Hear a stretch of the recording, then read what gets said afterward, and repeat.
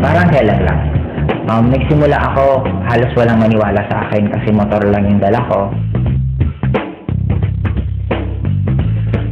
And lahat ng kaibigan ko pinagtatawanan ako kasi wala pang networking company na meron taga Bicol na pumunta.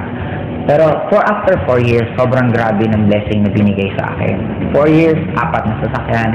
First car ko is Honda Civic, second car ko is Montero Sport, third car ko is sobrang guwapo ng sasakyan kasi 2-door siya naka-accord na kung nanonood ka ng Fast and the Furious, halos magkamukha yung sasakyan na yun. Pang fourth car ko, normally halos ito yung nagiging ultimate goal eh. Fourth car ko is Hummer.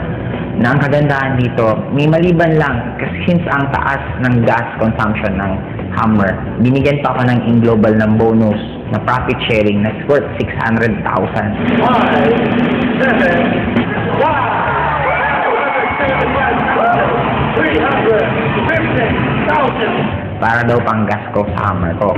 And ang pinaka naging blessing sa akin this year, kasi binigay pa sa akin ng aim, yung isa sa pinakapangarap ko, yung makakita mismo ko at makahawak ng snow.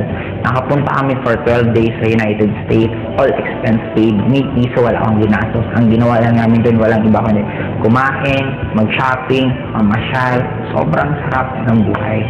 And ang nagiging blessing sa akin ngayon, hindi lang ako yung kumihita. Kasi within this year alone, 10 sa taga Bicol ang nagkaroon ng first car nila.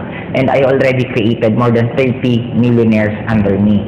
Ang isa sa pinaka-nasarapan ko sa In-Global, kung ako tatanungin mo bakit In-Global ang kinakarir ko, kasi ang dami kong choice kung ano yung pwede kong gawin na opportunity or pwede kong anong gawin na ibang bagay. Pero kaya In-Global ang ginawa ko for 2 reasons lang. Number 1, kikita ka ng sobrang daming pera in a short span of time. Right now, I'm already earning 7 figures per month. And by next year, I'm sure kikita ako ng nasa 8 figures per month. Ang pinaka-bottom line sa akin, hindi lang yung pera, pero yung magkakaroon ka ng lots of time para i-spend mo sa loved ones mo. Kasi for me, yun naman talaga ang pinaka-essence ng buhay.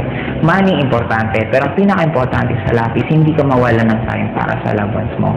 Kaya kung ikaw yung pitong tao ngayon na namumroblema ka ng pamasahe mo, namumroblema ka ng tuition ng anak mo, namumroblema ka ng kuryente, nanginis mo yung mga pamilya mo kasi nasa malayang kang lugar na ginagawa mo yun para ka lang kumita, meron ngayon na isang In-Global na kaya nang ibigay lahat ng pinapangarap mo.